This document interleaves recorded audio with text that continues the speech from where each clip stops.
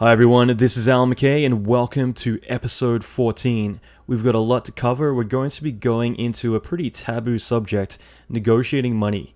Okay, so this is going to be a good one, lots to cover. It's a bit of a long one considering that it's all solo content, and I'm pretty sure I kind of broke my jaw talking so much to get it all in there. So hope you enjoy it and let's dive in.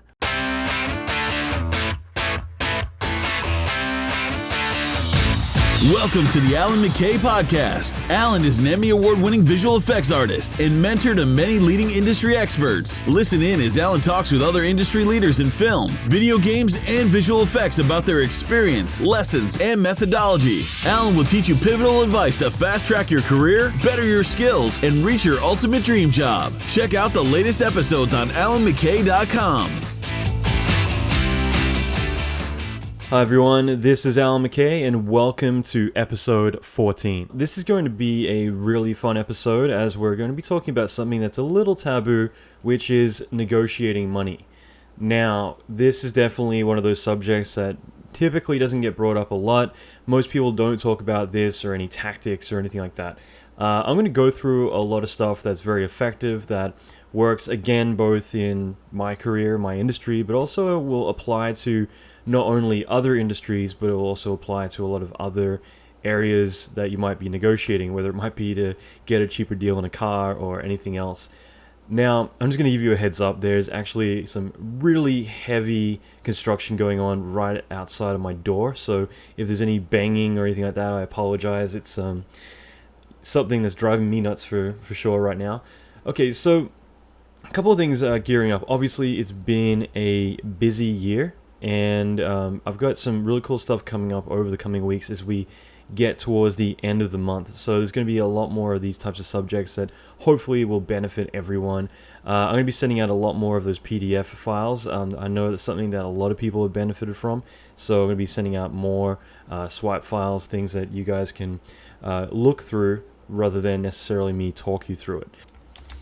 So another thing I'm going to bring up, and this is something I've not so far plugged anything, done any advertising whatsoever, and I was kind of hesitating whether or not to bring this up, but something I've been working on the last couple of months, and this is gearing up towards the new year, is a mentorship program. And what I want to do is this week, and only this week, I'm putting together a 3-part video series which goes through some really cool stuff, very specific to effects and essentially grooming people to be more of an effects lead. In other words, someone who has a lot of technical ability as well as being able to do effects specifically in production.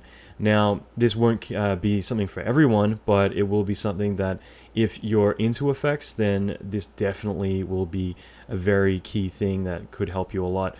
This is more a kind of a prelude to the mentoring course that I'm going to be launching. And the mentoring course is actually an 8-month mentoring course that will require a lot of live interaction, like a lot of live webinars. We're going to be doing a lot of stuff together. The whole point is that I get to kick your butt and really carve you into a heavy-duty effects lead, or at least a very heavy technical director. Now, what I want to do leading up to that is this week I've put together 3 free videos which are really awesome. And if you want to check them out, I'll leave it in the show notes, but you can go to www.allanmckay.com/fx1. So allanmckay.com/fx1. Okay, so fx1, all lowercase, to check that out. Now again, those videos are free, but it's more leading up to what I want to announce later. And again, it's not for everyone. That's the one plug I'm doing for this entire year, but again, for anyone interested, I do want to mention this because I think it will benefit a lot of people. Now, moving on to some cool stuff. I've got a lot of great episodes coming up that are going to be pretty awesome.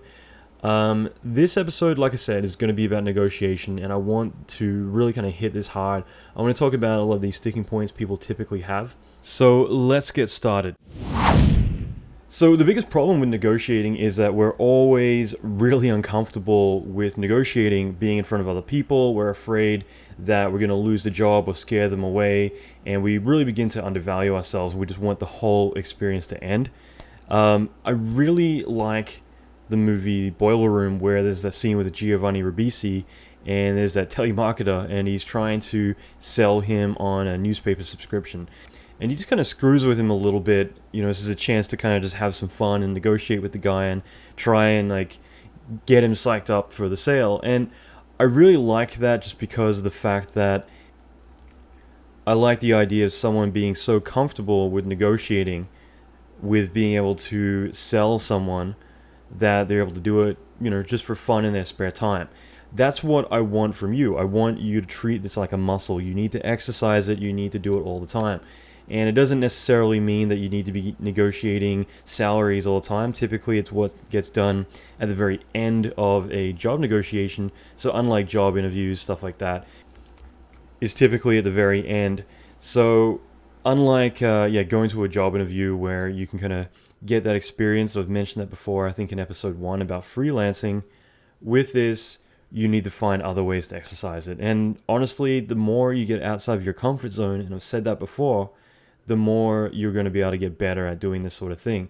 So whether it is like going to Starbucks and trying to negotiate and haggle a coffee for half price, something silly like that, honestly, I don't think it's beneath you, because the more you do this sort of thing, the more you realize that, like, what's the worst that can really happen? Someone says no, that's good. That's what you really want to get used to hearing, because no doesn't necessarily mean the end of the conversation. The more you get into this, the more you kind of realize that the only things holding you back are yourself, and that your fears that you have about the end of the world, if something goes wrong, or someone looks at you funny, someone thinks you're weird, whatever it's going to be. Honestly, it's all about having fun and really pushing the limits of what you do. Now, negotiating, I think, is definitely an art form. It definitely is something you need to be pretty strategic and careful what you say. You can scare someone away, but at the same time, you should never really position yourself where it's about you trying to be beat down to whatever they want to set the price to. It's about you making this a way to kind of establish yourself as being a strong-minded, strong business-minded person who takes their career seriously, who values their worth, and is able to talk the talk and think of themselves in that mindset. I'm going to give a very quick exercise for people starting out, because a lot of what I want to talk about is going to be once you're in the industry, once you're in a bit more higher demand. And for people starting out, I want to give a bit of advice that I've always followed myself, especially at the beginning of my career. And that is that initially starting out, when you want to get your foot in the door, what you really need to do at that point is hustle. Just do whatever it takes to get the job. And I've devoted a few episodes to different ways that you can kind of enter through the side door. In other words, doing the hustling, the networking, doing everything you can creatively to get that job. But once you've got your foot in the door, of course, you're going to come in for a very low amount of money. It could be something like $500 a week or $25K a year, something quite low. And again, I'm not going to talk about numbers in the real world, because they're always going to differentiate between each country, each company, each city, everywhere you go. But initially starting out, your number is pretty much always going to be quite low. And what you want to do is try and bump that salary up as quickly as you can, as well as aggressively reinvent yourself. You don't want to be known as a junior for very long. So I always give advice to people that if you're starting your career out, you don't typically want to go to one of the bigger studios. You don't want to necessarily take a staff position. There is pros and cons with that. Definitely having a staff position means that they're going to nurture you and really going to train you up. But when you feel like you've gotten to that point where you're accelerating a lot quicker than they're going to appreciate you or see you as, that's usually where it's time to get out and start to network, hustle, begin to meet other studios, and begin to start to work around. The whole point is that when you come in as a junior, for years, you're going to be seen as the junior. You're not going to be seen as a mid-level or a senior. And there's a lot of ways to kind of fast-track your career into the 3-year point or the 5-year point where you are a mid-level or a senior level as quick as possible. So that being said, what I always suggest is that if you go to a studio, you get your foot in the door and you work your butt off. You don't just do the bare minimum. You kill it in every way you can. But work on TV commercials. Work on projects that are quite short form. Typically, when you first start out, your reel is going to be your own work, and it's not going to be as polished, because basically you're going to be you by yourself, and you're not going to necessarily be good at every single thing, and you're not necessarily going to have the time to put in to do something. Whereas if you got money behind it and a lot of other talented people working on your stuff's going to look really good. So if you have ever been in the industry and you look at your reel a year after you've been in the industry compared to your reel before you got in, it's horrendously different. And that's the key point here, is that you get in quick, you work on as much fast turnaround material as you can. Working on TV commercials, typically they could be a week, they could be 2 weeks, they could be a month. So you could easily end up with 15 to 20 pieces to put on your reel by the end of a production, by the end of the year, essentially. So keep that in mind, that you could easily reinvent within 1 year your skill set, everything that you do, and more importantly, who you are. Your reel can, at this point, be completely remade, dump all your old material, and start out with a new production reel. Because you don't want to have all the student stuff, all the stuff that you're researching and messing around with when you first started out. What you really want is to say, I'm a professional, I've been in this industry for a while, I do good work, here is my work, take me seriously. And so by having a new reel that you've reinvented yourself, you've done all this in that short amount of time, really killed it, really got to network and meet as many people as you can, the first year is a chance to really make a massive impact. And by doing that, then you can go out and start to venture around the world, hustle, and do your thing. Now, if you were to go and do feature films, you might end up on a feature for maybe 3 years doing some snowflakes or doing a bit of cleanup stuff that you probably won't even see on your reel. And at the end of the day, you're probably not going to get as much experience as well, because you're not working in such a rapid fire environment that you need to kind of grow very quickly. So I always recommend starting commercials when you begin your career out, because it's going to be you doing a lot of different stuff, not necessarily just animation or just modeling, but everything. And it'll help pave your way. You'll meet a lot of people, make a lot of contacts, you'll get good at doing things fast, and you'll get a lot of material for your reel to get out there. Now, I mentioned all that just to kind of get it out of the way, but I think that it's very key initially to do that, to aggressively reinvent yourself, to get that point where you have a reel and you can go out there. The cool thing is, from that point, you can begin to go from studio to studio and bump up your rate from 500 a week, like we talked about, or 350 a week, whatever really low rate it's going to be, to something considerably higher very quickly. So in that time, you can go to one studio to the next. Each time you do, you're working great stuff, you're making great contacts, and each time you can bump up your pay a little bit. Now, I think it was 2 episodes ago, I put out a talk about how to approach studios for work. And the whole underlying message was about building relationships and not really just cold calling people and approaching them that way. The good thing is that once you get out of that studio that you initially established yourself with, and you've gotten a chance to kind of spread your wings and begin to reinvent yourself as a professional in the industry, you can work with one studio, have a great track record with them, leave, go work on another project. Again, you're freelancing. There's nothing wrong with jumping from project to project, and then come back again and renegotiate your pay. So in other words, leaving one studio, you can renegotiate your pay, come back again. The people know how good you are, and they've always seen you and taken you seriously at a mid-level. Then there's no excuse for them to say, okay, well, if that's what you're being paid now, then we'll match that rate. Okay, so the whole point is that you can keep skipping from studio to studio to studio, exponentially bumping your rate up as you go. And the whole point is to kind of quickly fast track or ramp your salary up to a point that you think you're worth. And this isn't about getting greedy and trying to say that you're worth more than you are. It's about trying to get to your skill set and everything else to a level that you're happy with. I've had people apply for jobs that have literally hardly any experience at all and ask for what I would charge when I would freelance back in the day. And that kind of stuff blew my mind, because it's like, okay, you're charging what I would be charging if I was out there, and I've got 10 or 15 more years experience than you do at that given time. And those are the kind of things that you definitely will scare people away by doing.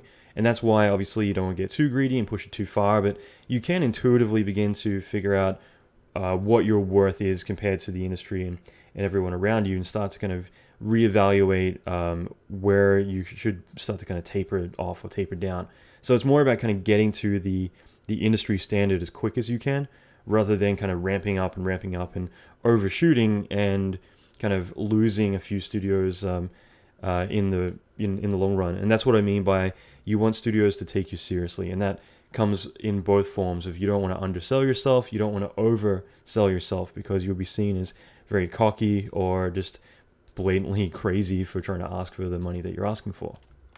Now, I am going to do some episodes pretty soon about branding and getting your name out there and really kind of establishing yourself as an expert in the industry. So there's going to be a few episodes before the end of the year about more of the advanced stuff about that sort of subject. But this obviously is going to be more about how to negotiate money, how to play the game. And again, this is all the business content. This is the side where you need to kind of really get good at talking the talk and being able to talk the producer's talk in terms of money and everything else.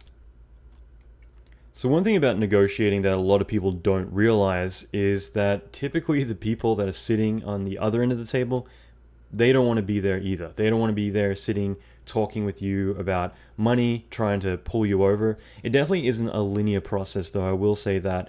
And a lot of people do see this. They see this as they're going to come in, and the whole idea is that the person on the other end of the table is just going to try and bring them down to the lowest amount of money possible.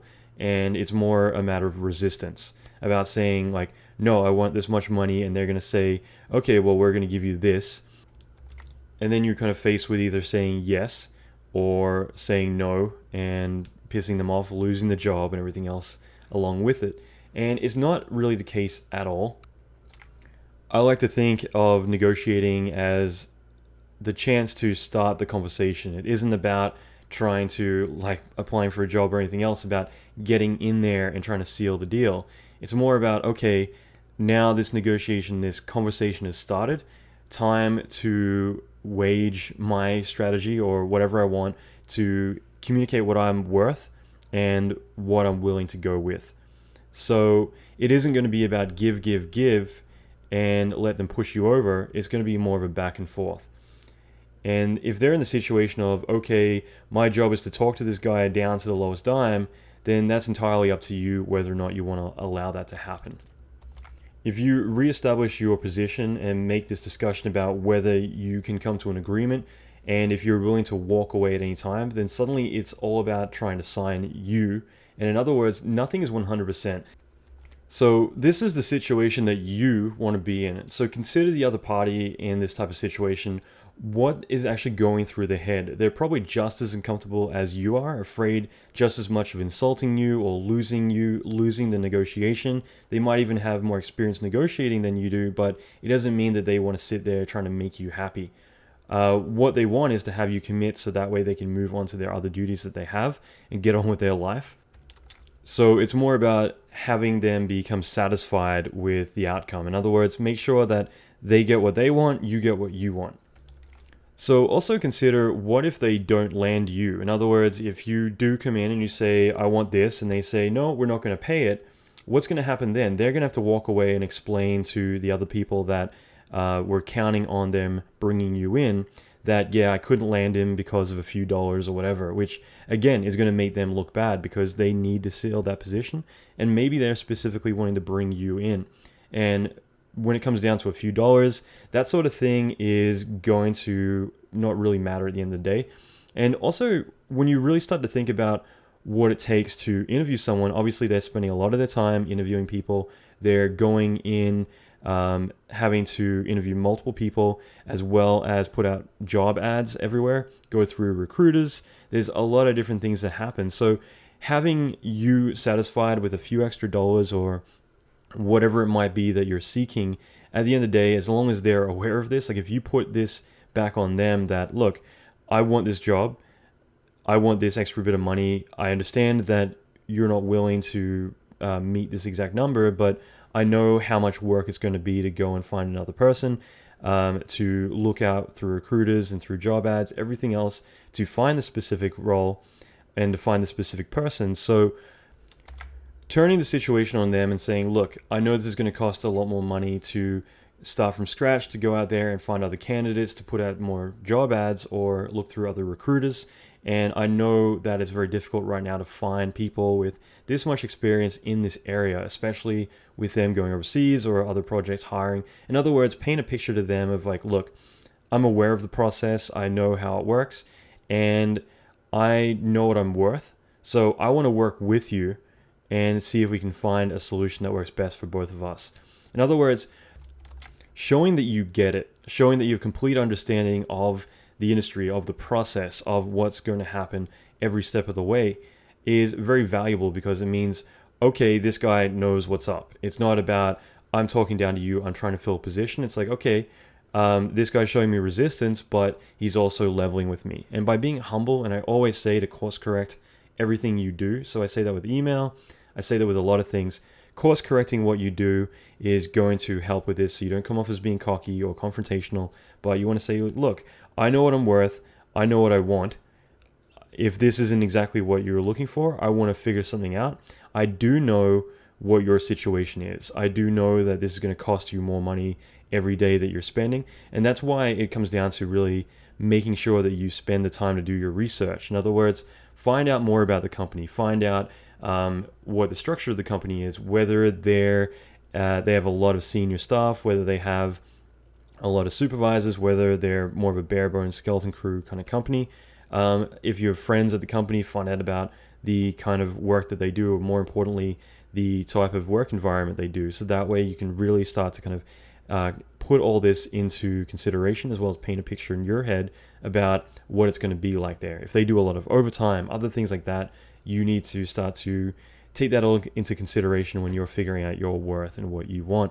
But at the same time, if you know that, let's say they had someone doing this position, it was a very specific position, and they fired the person, or better yet, that person left, then you can use all this information to your advantage in the meeting. You can say, look, I know that you had 3 months to do this stuff, and midway through you lost a guy that you were counting on for actually doing all this work, and now you need to replace him, and you still have a lot more work to get done. I know that I can get all of this work done within the time frame that you have. Obviously, it's a lot more work than we would typically expect. I'm willing to meet that, but I do want to be compensated for that. So this is the number that I want to give you.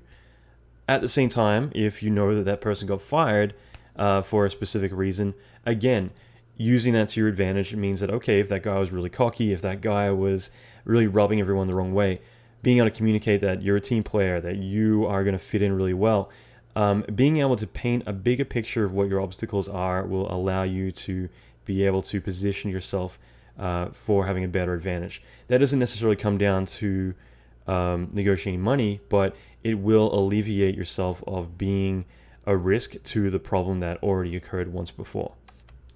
So when it comes down to it here, it's all about not overshooting your numbers and saying, I want the world, I want $1 million, and then turning around and saying, okay, I'm not going to take this guy seriously, goodbye, and we'll find someone else. You don't want to do that. You don't want to undersell yourself either and be so nervous about doing a job interview or negotiating money that you wave the white flag right away as soon as they give a number.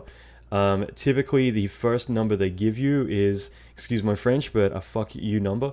I'm sure you guys have heard that before, but typically the first initial number is more a marked down number that they're going to see whether or not you're going to accept. Now, most people are going to take into consideration there's a lot of haggling. The wrong way to look at it is, okay, well, I'm going to mark myself up because I want to, I know that they're going to negotiate me down. Obviously, there's a bit of a gray area, and that's where this whole discussion actually takes place.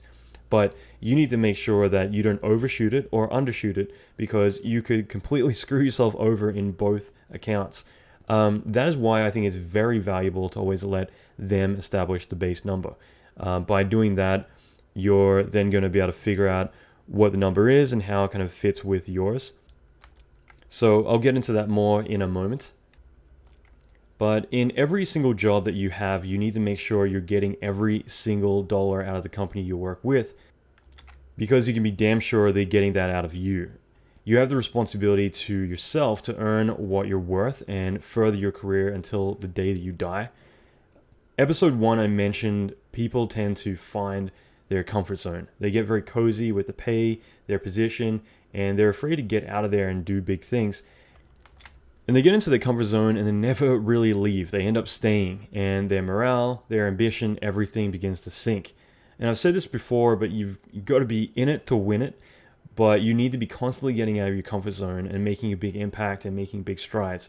Me personally, I'm hungry, I'm ambitious, I work my butt off, but it's because I have big goals and I want to reach all of them. And you only live once, right? So for me, I'm always pushing forward. And I think in terms of your career, your pay, everything, it should always be constantly moving up, rather than you kind of settling for, okay, well, this is what I was told I'm worth, I'm going to accept that. And, hopefully they'll tell me next year in my review that I'm worth more money. If I play the cards right and do everything right, they'll tell me that I'm worth this much money next year. And that's not how it should be. Another valuable thing I should say is that whenever you do something really big, something really successful, ask for more money. It's well worthwhile just doing that, because you're at least establishing a negotiation point. If you do all these big wins, they're very easy to go away. But if you go and approach them and say, look, I just did this massive thing, and I also did this, this, and this. So I want to talk about reestablishing my role in the company. There's things I want to do. It isn't necessarily about saying, give me more money today, but it is saying, like, look, I'm doing all this stuff. You need to be aware that I know my worth. And for me to stay, I want to be compensated down the line. I want to talk to you about this at some point.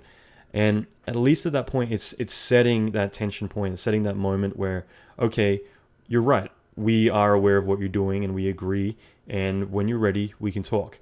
Without doing all that, it's very easy for it all to kind of fade away. But for you to kind of really stamp or put a pin in the board, where every single time you actually do make those big achievements, they really will stick a lot more if you actually make a point of saying, yeah, I know I did well. I know I worked my butt off, and I know my worth. So get ready and be prepared to talk. And it isn't about trying to haggle money, like I said. It's more about making sure you're being compensated for what you're worth.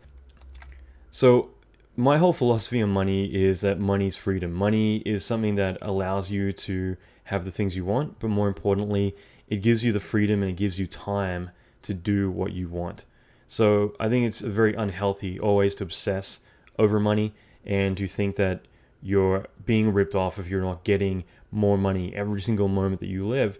But at the same time, for me, I work probably 5 or 6 different jobs a year. In other words, I feel like I have 5 or 6 different jobs. I'm working a lot. But at the same time, I feel like I'm working towards certain goals. I'm working towards certain freedoms that I want to have. So it isn't necessarily about building everything up and trying to make as much money as I can, but more about establishing the lifestyle that I want. And sometimes I will take on jobs because I want the money. Other times I will take on jobs knowing that they'll better my lifestyle down the line. And all of these things are more strategy. Everyone has theirs. But like I said, it isn't about trying to just accumulate as much money as you can if at the end of the day you're suffering, you're not having the lifestyle you want. I've seen so many marriages, so many relationships go down the drain because people are just working and trying to get all the money that they can, doing all the overtime that they can, and they let everything else fall to the side. So try and figure out your own currency in terms of lifestyle. And I will get into this more in a moment about negotiating isn't necessarily going to be about negotiating all the money you want. I actually know a few people who've negotiated, okay, I will work for this much money a year, but I only want to work 4 days a week. And so in other words, they won't necessarily meet the amount of cash that they were hoping to get, but instead they're going to get an extra day off a week. But in return, obviously it means that when they're at work those 4 days, they're going to be killing it to compensate for that schedule. But it means suddenly they have more freedom. They have an extra day a week to spend with their family, their friends, everyone around them. And that's all what it's about, is trying to build these freedoms and build the experience you want. And this is something that you actually can work into your negotiation. Same thing goes when you're taking a staff job. There's a lot of overhead that goes into your salary. So keep that in mind too, that every single sick day that you have, you should use up every year. So in other words, this is calculated into your salary. And if you don't use up all of your sick days, then obviously that's going to be money that you're pretty much giving away because that was tailored into the package that you got. I'm going to get a week of sick days, 7 days or 5 days, whatever it's going to be, or 2 weeks, whatever it actually is. And that is something that actually gets deducted out of the money you're given. So they might say, okay, we're going to give you $50,000 a year. It might end up being something like $70,000 a year. It's just the fact that sick leave, as well as holidays, as well as your dental, your medical, all that stuff's taken into consideration when they're figuring out your entire package. So keep that in mind. Like, sick days is something that you should always use them all up. That's actually something I got told very early on, probably when I was 19. One of the accountants at the company I worked for was saying, like, yeah, you should use your sick days because you're not using any, and this is money that you're throwing away. At the same time, like medical, dental, all that stuff, typically it ends up being about $15,000 that gets rolled into the package. So that's about what it costs them. And I actually know some studios that if you want as an option, you can negotiate to get more money, and they just deduct that out of it. So in other words, you might say, okay, well, I don't want any medical, I don't want any dental, I get all that through my wife or my husband or whatever, and you can actually deduct that out of it. You get an additional $15,000 or whatever it's going to be. So there's all these different options. If you feel like, well, I don't need this, then you can put that on the table and say, okay, well, look, I don't really want dental, so take that out. I'd rather the money. Obviously wording a bit better than that, but again, all of this stuff is all up for consideration because you need to look at what they take into consideration when building out a job, building out an actual position for you. Plus, just in general, I think that if you take a job without negotiating anything at all, you're more than likely going to lose a lot of the respect of the people that you work for. I personally have found that when I've had people just quickly accept a job without really stating what they're worth and really kind of coming back with a counteroffer, if they just say right up like, okay, sounds good, where do I sign? It can make me think that they're a bit of a pushover. They don't have a lot of confidence about themselves and their goals. By definition, when building a salary proposal, I'm usually going to mark up a salary about 20% because it's expected to get raised in negotiations. So I should say I'll mark it down 20%. It really depends on what you guys talk about, but that's usually about the margin. And usually people will mark theirs up. I mean, I've heard people say, okay, well, add 50% of what you want and haggle your way to the middle ground. I think that is really a bad idea. You can ask for, you might say, okay, well, I want $250,000 a year because really you're seeking 150K or 180K. And you figure, okay, well, that'll give me a bit of room to negotiate. And again, like I said, that's where you're going to scare them away by going excessively over the margin of what you're most likely worth. And like I said, people are not going to take you seriously if you say that, like, I want $1 million is not going to be an offer that people are going to take into consideration very seriously. So none of this matters whether you're doing this in person, on the phone, or over email. Everything here applies, but I think negotiating when you do it in person, it's a lot more powerful. But starting out over email is completely fine. Typically, most money negotiations end up happening over email, just so that way it's all in writing and official. But like I said, I think that if you do this in person or on the phone, there's a lot more power in there to convey emotion, to convey your personality, to really show that you want the job. Because I think that's the strongest thing, is that if you don't communicate that you're taking this seriously and you actually want this position, if you're just firing numbers back and forth, then it's not really going to be much incentive for them to want to fight for you either.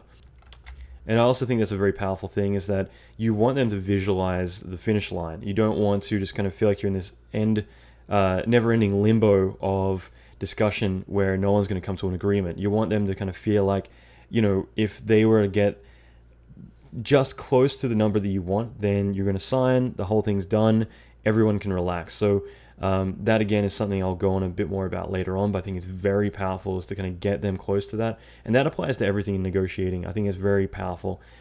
Make them feel like, okay, if you meet this number, we can call it a day, everyone wins. Also, like I said before, I think it's very key to figure out who the person is that you're interviewing. Are they the person who gets the final approval on your money?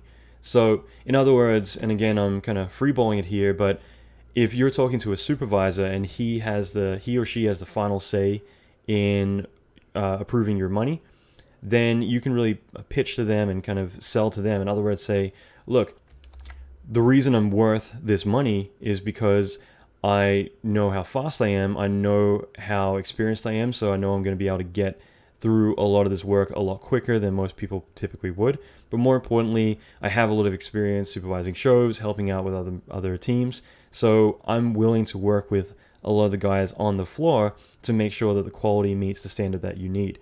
Also, I have a lot of scripting and programming ability, so it means that a lot of what we do, I can actually streamline into tools, and that way we're able to roll it out throughout the production. So it means we're going to get this stuff done, there's going to be less hassle, and we can actually spend a lot more time really making the quality of the work look really freaking good. Then that's going to make them sold on the experience. They're going to say, wow, you know what, you're absolutely right. At the end of the day, the quality is what matters, and if we get you on, I know that we're going to really do really amazing things.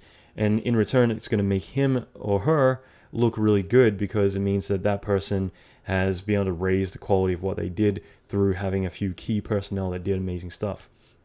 At the same time, if the producer is the one that's finaling the pay and agreeing on that, then obviously you're going to need to make sure that you convince the supervisor that you're the guy or girl to hire, but more importantly, you're going to need to make sure that your pitch is more angled towards them. So it isn't necessarily going to be about how great the quality is going to be. It's about, look, I can write tools and I can program, and I have a lot of experience managing teams, so I know that we'll be able to get all this stuff done a lot quicker with me on board than we typically would. At the same time, because I'm quite experienced, I know that we'll be able to get this done without a hitch, so there won't be any unforeseeable problems down the line. And by doing it quicker, we'll save a lot of money, plus we'll have a lot more time to address the client needs and changes as they pop up, especially at the 11th hour. Again, freeballing, but you get the idea. That is something that's going to resonate with them, where they say, great, okay, well, if I hire you, then nothing's going to go wrong. We're not going to have any of these hiccups happen down the line. Great, because it's the last thing I want. At the same time, if I bring you on, you're going to be able to get things done faster. Therefore, it means things are going to get done for cheaper. Therefore, you're an investment. I might end up paying a little bit more money than I expected to pay for you, but I can see how down the line, our entire budget is actually going to come out looking a lot better. So therefore, I get it. You're a sound investment. I'm totally banking on you.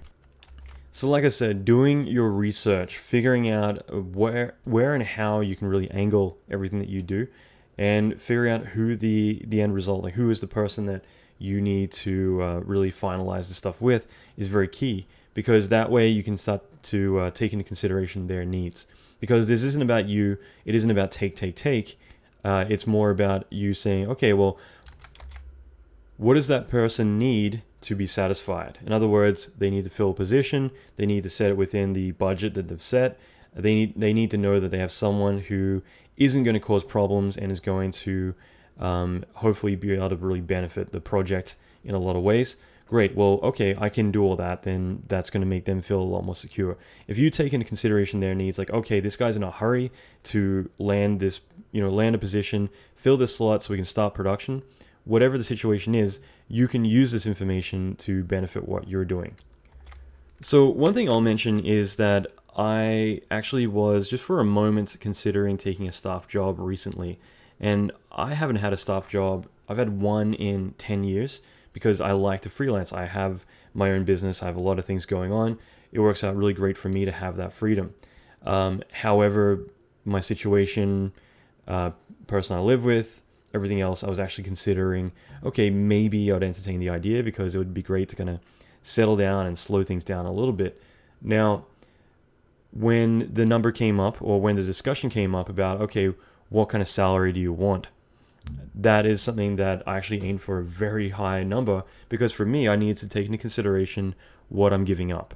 Obviously, I wouldn't have the lifestyle that I currently have. I would be having a consistent mainstream salary that probably would be all I would be typically bringing in rather than multiple revenue streams. So, for instance, I would be giving up having multiple jobs, a lot of freedom. I would be committing myself to that company. And that's a good thing. It means that, okay, well, I need to align what I want with that company as well. But for me to make it worth my while, I wanted to make sure that financially it would at least come close to compensating for the things that I'll be giving up.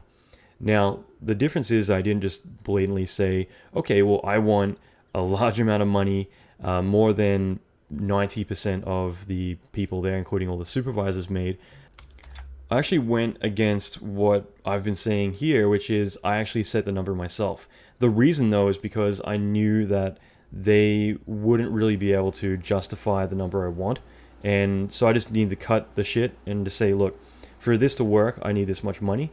But the way I did it was a lot different. I basically approached it like, look, I don't want to just supervise. I don't want to do just this.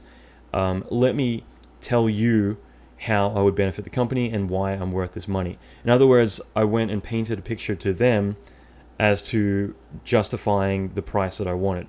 So, in other words, I wrote a very big letter and pitched a very good case, which was well received. And that was that, look, I want this amount, but what I will be doing is here's my plan and here's what I want to do. So the whole idea for them was, okay, well, you pitched the case and this actually makes complete sense. And from that point, it was more about, okay, we just need to financially figure out a way to make this happen, and then we can go ahead with it. Of course, during that time, so much has happened, and actually a lot of stuff I'm going to be posting an episode about pretty soon, but I've had some really life-changing things happen in the past couple of months. This year's definitely been a very big year for me, and it's been really great. So obviously things changed over time, and also just my needs and wants definitely started to shift into other areas. But it's one thing that I did like to kind of experiment with, just because I hadn't ever in recent years negotiated like a high salary as a staff position at a big studio. And so discussing it with them and talking it all over, it was very interesting. And actually everything I mentioned before, I did my homework initially. I definitely just didn't go in there and give them a number and say, I want this. I actually spoke to a lot of different people, had a lot of lunches. I spoke with a lot of the producers as well as supervisors about the politics, about everything going on at that company, so I could get a better idea, as well as kind of figuring out roughly what people earn there. And that's why in that one situation, I went in with a number myself rather than them proposing me the number, because I knew that what I wanted and what they would want are very different. And so therefore I felt that for this to happen, I need to basically say what I want and why and how it's going to benefit them, so that way they understand. And again, if I would just say I want this much money, they're going to say, okay, that's ridiculous, no one gets that much money here. But for me to say, okay, well, look, here's my plan for the company, here's what I can bring, here's how you can benefit from all of this, then suddenly they could look at that like, okay, you're right, this actually is a really good like financial deal for everyone, and we actually are on board for doing it. So that is a good one I wanted to bring up, just because I think that it kind of paints a different situation where you're not always going to follow the vanilla mainstream approach, but there is definitely those situations that you might want more or you might need more, and for you to make it happen, you need to communicate to them, you need to justify it and to pitch them why it's actually beneficial to them, rather than just saying I want this and they say, well, that doesn't fit within the strict category that we assign that salary for with that title. So again, like I said, keep that in mind so that we can kind of always gauge how you approach things, rather than, okay, well, I want this, and if they're not willing to pay it, screw them. Educate them and pitch them on how and why it would actually benefit them if they were able to actually meet your needs. Again, the more you can make this emotional, the more you can communicate with them, the more it's a back and forth rather than being a really uncomfortable haggling. I think is very important. My rule of thumb is you do not want to go back and forth more than twice. In other words, you don't want to reject an agreement more than 2 times, because after that it just starts to become a little bit ridiculous. And like I said, don't ever be apologetic or anything like that when you're asking for money. So be really confident, be comfortable, know your worth. And I say all this because I think it's very important with the subject, because if people kind of get a whiff of, okay, this person's going to back down, this person isn't really too serious about like what they think they're worth, then they're easily going to just say no. And that to a lot of people is going to be crushing. If you say, I want $50,000 a year, and they say, we're going to give you 30. Where do you go with that? What's your situation? Are you going to say, okay, well, that's not what I want? You're pretty much stuck at that point as to what to do. And this is one thing I want to teach you right now, is that no is just the beginning of the conversation. No is the point where you start to have that back and forth, but you need to be prepared for all this. You also need to know your margins. This is why, and I've said this a few times already, but always let them set the number. Now, typically, if you were asked, what is the number you're looking for? And obviously, you don't want to say, I'd rather you give me a number. You can just say, I'm looking at a bunch of opportunities right now, and I can't give a solid number because I'm really interested to see what you have to offer. Thank you very much. If you don't do this, in other words, if you set the number, then you're setting the baseline, and they're just going to work down from that. You basically want to set that expectation, otherwise you're going to screw yourself. Whereas, like I said, if you set your margin too low by accident and they say yes, then you've completely screwed yourself. In other words, if you say, okay, I want X amount of money, and they're like, absolutely, deal, then you've got nowhere to go from that. It's like, crap, you've actually lost a few $1,000s probably from doing that.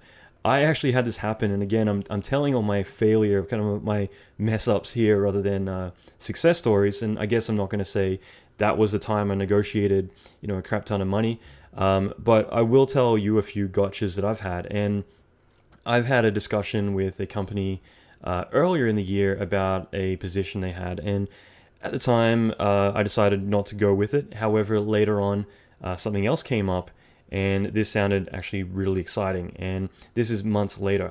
However, initially when I was discussing with them, it was through a random recruiter that hit me up on LinkedIn, and it was actually at that one phase where for once in my life I actually was looking around. So when these positions kind of popped up, it made me kind of interested to talk it over with them.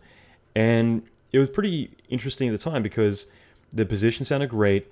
However, it actually was in video games, and I kept getting told over and over and over by the recruiter that video games don't pay as much, and therefore their budget is a lot less, and I can't expect much money.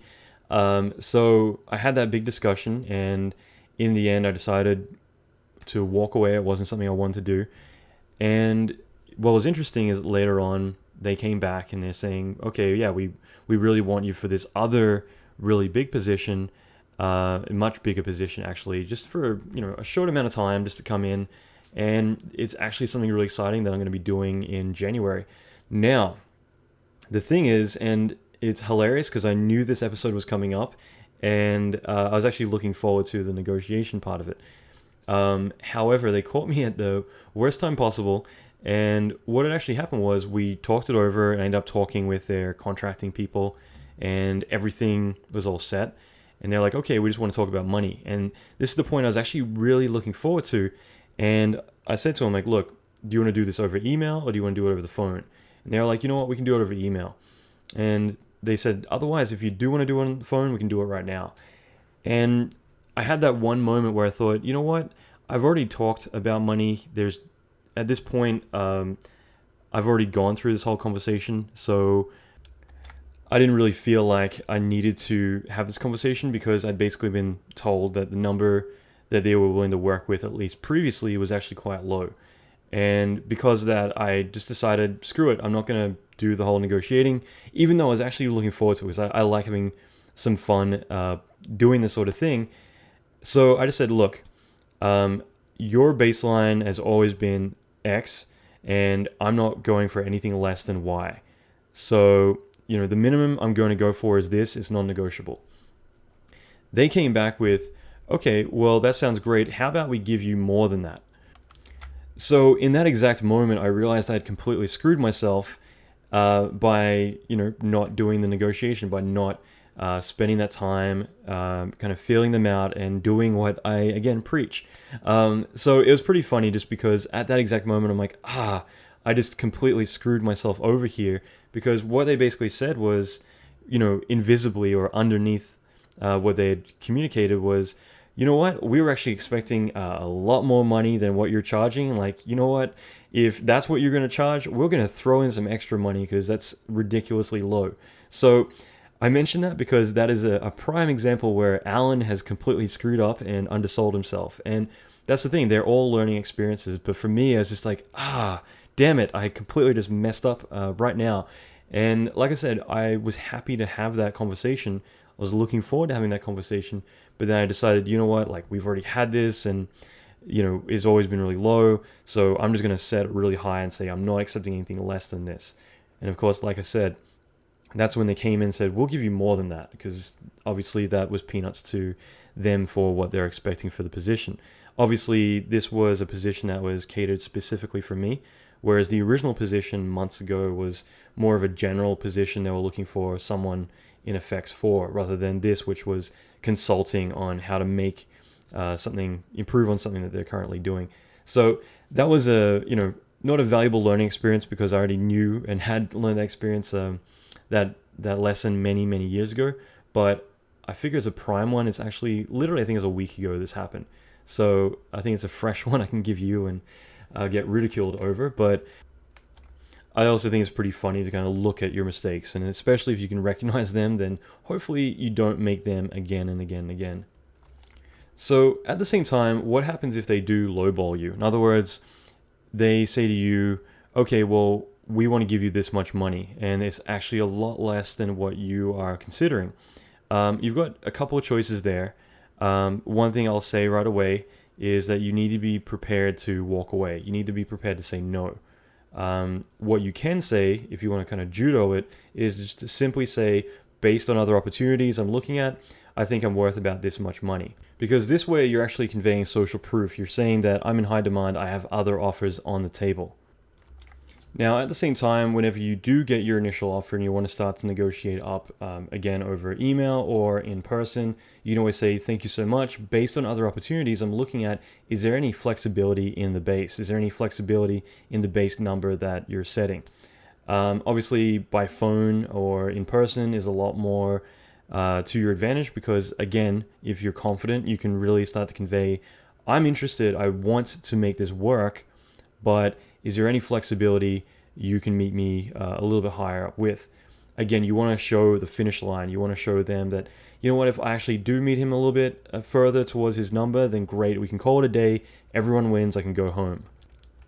Because like I said, what's going through their head is, what happens if I don't hire this person? And you can always convey, like, look, I'm really excited about this place, I'd really love to work with you guys.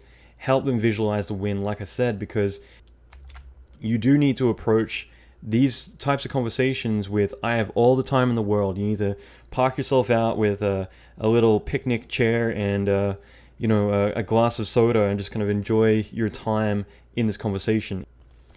The person who cares the least has the most power, and that's the key thing when it comes to negotiating.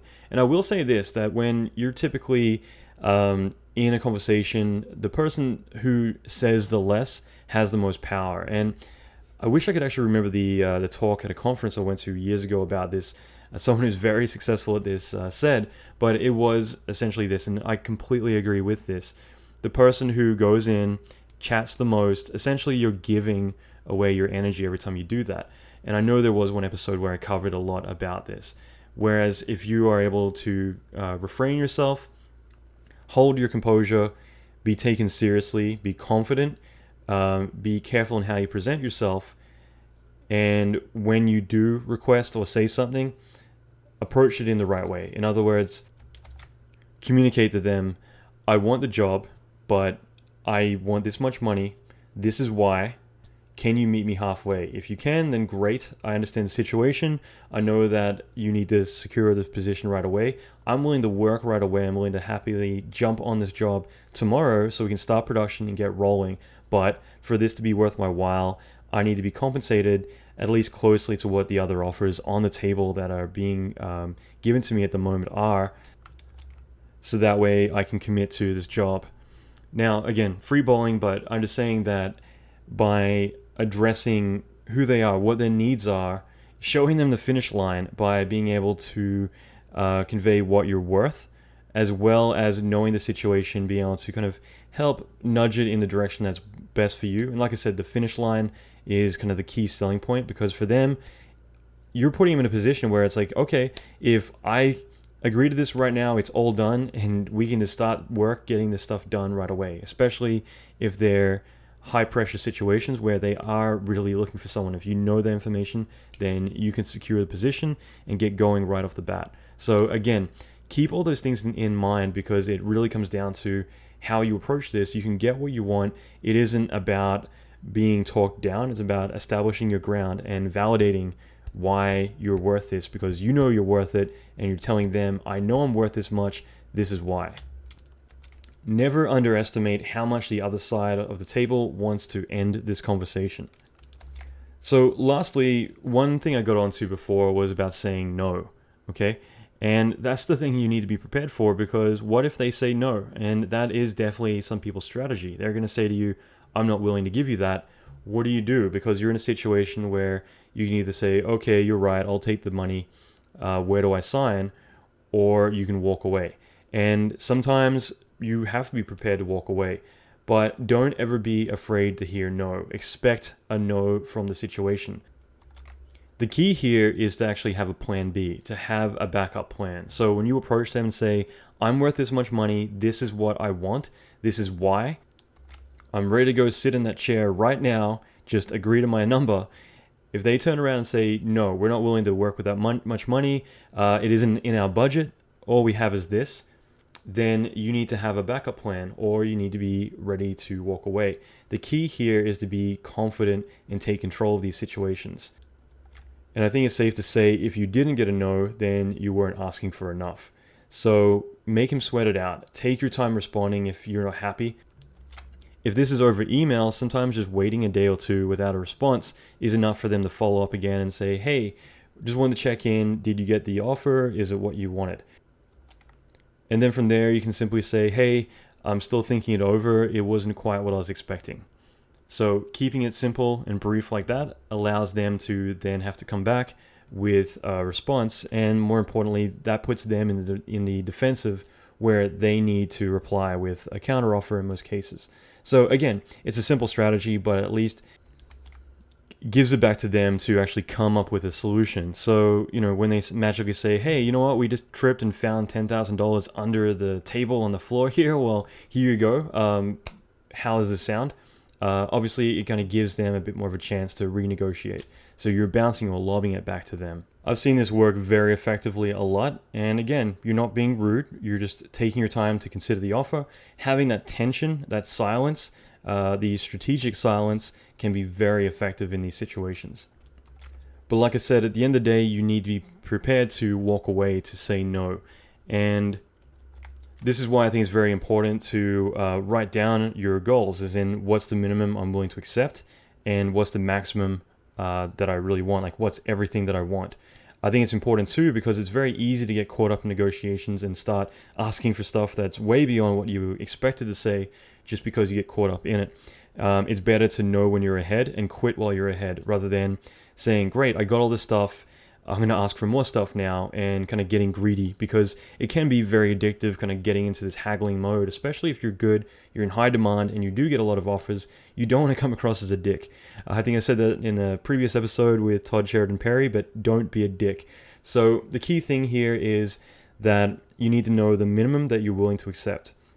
And that way, if they're not willing to meet that, then you can at least commit to, okay, I agreed with myself, I'm not willing to accept anything less than this, so I can walk away. At the same time, set the limit of, okay, this matches all the criteria that I wanted, so I'm going to accept the job, rather than saying, great, well, I want to get more. I want the world. Just know when you're happy, when it's actually met the requirements of what you're after. One of the key things I'll say is that always keep applying for work. Don't just stop looking for work because you started negotiating with a company about a position. Always keep going, keep consistently hustling, keep consistently looking for work. The reason I say this is because you never know, something better may pop up while you're doing negotiations. And sometimes negotiating can take a lot of time. At the same time, if you do get those better offers, obviously you can leverage them against that offer. But more importantly, what if it goes sour? And I know this for a fact. I've seen it recently, not with myself, but with some people around me, where they'll spend a good month going through the process of trying to land that job, and then just as they're about to land it, it all disappears. And what if that happens in your situation? You're screwed, right? So the thing is, if you continue to keep looking for work always, and even once you have a job, keep looking. I think it's really great to network. Like I said, with the email they sent out and the swipe file I gave you guys, don't be afraid to reach out to studios. You don't need to say, I want a job. You can say, look, I'm not looking for work right now, but here's my stuff. That's all you need to do. You continue to build all that momentum up. But the key thing is that keep looking for jobs right until you're signing the dotted line and beyond that, just because it means that way, if anything ever goes sour, you have the ability to walk away without losing anything. You've got options. Remember what I said, the person who cares the less, the person who's less to lose, obviously has a lot more power in the situation. Lastly, like I said, if you don't get what you want, in other words, if they say, look, it's not in the budget, we can only give you this much money, part of your plan B doesn't need to be to walk away or to play any games. You can say, okay, well, I want to get XYZ instead. Obviously wording better than that, but you can look at it like, okay, well, what are other things that I would like that might make this package, this offer better for me? So like I said, getting 4-day weeks or whatever it might be. Now, it might be a matter of negotiating, spending some time, like anytime they go on set to shoot, being able to say, okay, well, I want to get on-set experience working on set on these films. I want to be able to get a credit in the film, or I want to sit in all the production meetings. I don't need to say anything, but just for educational purposes, I want to be included in at least one meeting a week. Now, all these things, it just depends on what your motives are, what your focuses are, but these are all things that can be very valuable to you, and that's what I said earlier about having those goals. They don't necessarily need to be about money, but you can find time to learn and better yourself through having this exposure and this experience. So even saying, okay, well, I want to have 3 lunches or 3 dinners a year with the founder of the studio or their prize VFX soup, whoever it's going to be. That way you're actually getting one-on-one FaceTime with a key person who could really value your career down the line. And obviously, the more time you spend with them, the more you're going to be in the know about what's coming up, what's going on within the company, and obviously it makes you a lot more of a valuable asset the more they invest in you. So like I said, these are just random things that I mentioned, but they're all valuable things that could be leveraged. So that way you can say, okay, I'll accept your offer, but in return, to make it worth my while, I want to have this, this, and this. And like I said, having a lunch with someone valuable at the company, on paper, that isn't any money. It doesn't cost anything to do that. So those sorts of things are definitely going to be things that they'll look at as a big plus. And again, as long as they stick to the contract that you guys agree upon, then this is a chance for you to really kind of get a lot of experience, and to get a chance to really kind of become part of that company a lot deeper than other people might. Now, one thing I haven't mentioned yet, but again, part of your negotiations, you could always say, okay, well, I'll accept a smaller offer, but in return, based on my performance, I want to renegotiate after 3 months. I know plenty of people who do that, and it's very effective because it means that, okay, I'll come in for the agreed rate, but we're renegotiating after 3 months because I know my performance will be a lot better. I'll prove it to you that I can work at this level, and so you've got no excuse to pay me what I want. So to them, it means it's risk-free, because if you don't perform at the level that they expect, then they don't need to pay you for it. But if you do, then it means great. They actually got someone who's killing it and well worth the money, and they can justify it. Better yet, and most people don't like evaluations, but you can negotiate that. You can say, you know what, I want to have a meeting every 3 months to reevaluate where I'm currently at. Sorry, I've been talking for a couple of hours at this point on a few different talks, so I'm getting caught in mouth. But by doing that, it's very powerful, because if you're having constant meetings with the owner, reevaluating your steps, then that's going to be very powerful, because it means that they're constantly having to evaluate where your skills are at, and you can renegotiate your money by doing this. Again, I know people who do this, and it's very powerful because it means they can renegotiate the salary 3-4 times a year. So again, it doesn't mean that you need to have that one review where every year they tell you what you're worth. You can constantly have those meetings, and if you don't hit the requirements they want, then you can say, okay, well, tell me what you need, what you want to see, and I'll get that done by the next review. So within 3 months, you can hit that mark. It isn't an annual circle. Instead, what it's going to be is you can reevaluate. 3 months later, you can get that pay bump that you want. So you can easily go up 10, 15, 20 grand in a year, again, if you're that adamant about pushing yourself. So keep that in mind, that playing the game, being proactive, being on the offense always is very powerful in these situations. And just because someone says no doesn't mean that you need to turn away. It doesn't mean that you need to accept the offer. You can say, okay, well, I'll take that offer, but I want to get X, Y, Z. Look at things ahead of time that could really benefit you. So this is where it's good to figure out what your minimum baseline is, what your max margin is. So that way you can accept it without over negotiating. At the same time, figure out all the perks, the things that if you don't get what you want, what would you be happy getting? Lastly, don't overcomplicate it and say I want X, Y, Z, all these different things, because obviously it's going to kind of look a little bit bad on you if you're asking for all these different things. It makes you look kind of very spoiled and demanding. But focus on 1 or 2 things that you think that will really benefit you. And, again, if you need to, kind of massage it from there, but keep it kind of focused. Now, if you're looking for something that takes all this out of the consideration, in other words, if you're looking for something that's a bit safer, a little bit easier in terms of, okay, I don't want to go through this gigantic process of doing all this stuff and risking, losing the job. Simply say, okay, what is the number you're looking for? And then simply add 10% and you say, look, if you're willing to agree to this number, then I'll commit right now. You're giving them an easy win. You've marked up your price because typically their margin is going to be about 15% or 20%. So this is a no-brainer. And at the same time, you're letting them visualize the finish line by saying, I'll commit to it right now. It means that they're right there. And if they just say yes, then it's all done. And both people can go home happy knowing that they got what they wanted. So that's the simplified way of just saying, look, okay, get what they offer. Make sure that they give the baseline first, and then mark it up 10%, and then say, I'll agree to this. If you just give me this number, I'll sign on the dotted line right now.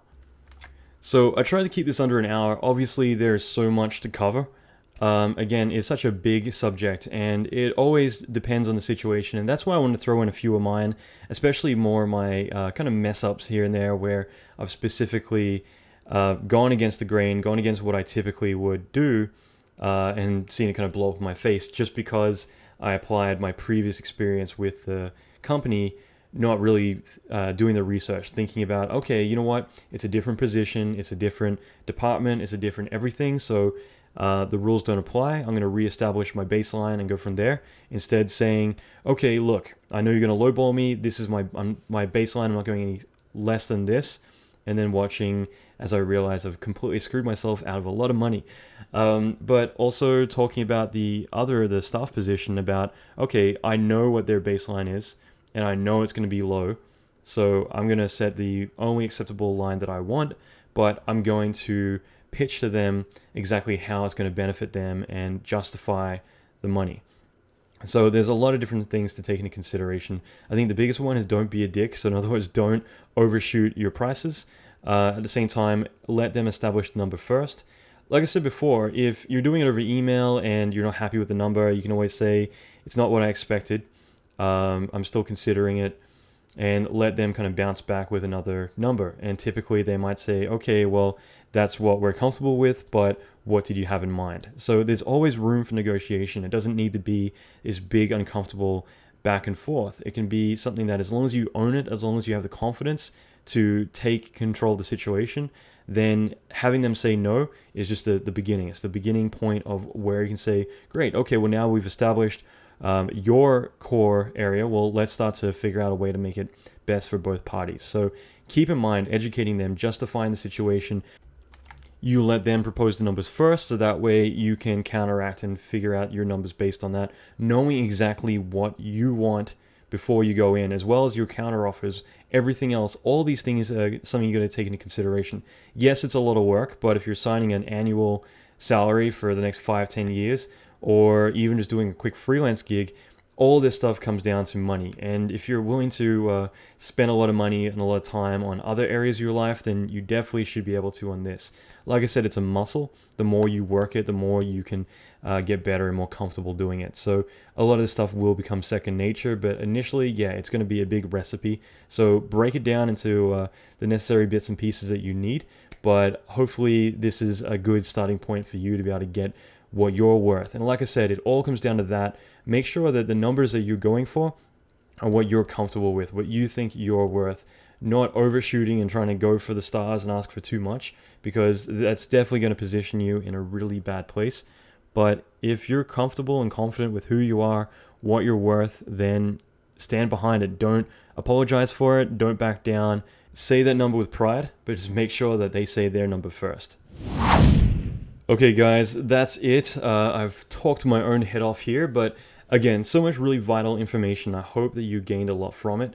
As always, I'd love to hear your thoughts. I've gotten so many comments. I'm going to be spending some time going through and trying to reply to everyone today, if time permits. But again, I'd really like to hear what you have to say about this. Again, other experiences you've had too.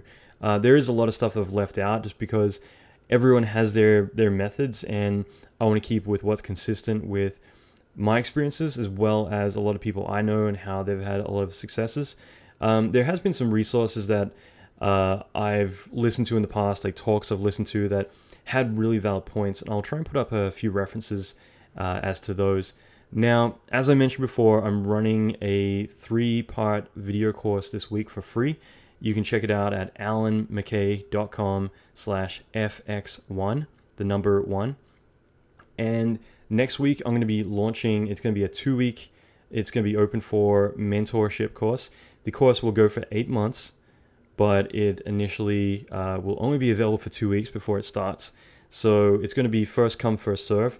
I ran one of these once before and it did sell out within 2 weeks, or just before that actually.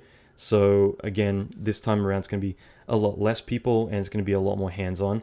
This is definitely going to be something revolutionary. I've never done anything this big before. So that's going to be something I'm going to be dedicating a lot of my time to over 2015. And it's going to be to help other artists really kind of step their game up, step their skills up, teach them to program, teach their skills in effects more specifically, and really kind of work with everyone on trying to get them to their goals that they want to achieve.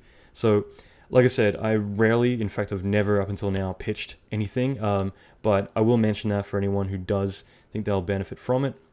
Check out that link I mentioned, allanmckay.com/fx1, the number 1. And that's it for now. So next episode, I got more stuff coming. December, I've put out more episodes than I ever imagined. And we have a lot of really cool stuff coming. I want to actually get into a few really cool ones about bidding on projects pretty soon.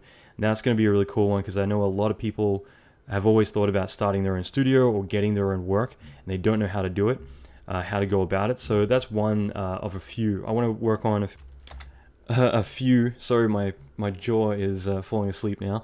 I want to work on a few really cool episodes to do with building your brand. In other words, kind of building your name, getting your name out there. There's a lot of really cool content. So this month, like I said, is all about making that transformation to 2015 to kind of get your goals where they need to be. And I want to work with you guys on that. So I'm hoping you're really gaining a lot from this material. And I'm going to keep putting out more stuff. So I'll keep it coming. And yeah, let me know what you think, guys. Thanks again, and I'll be back with another episode soon.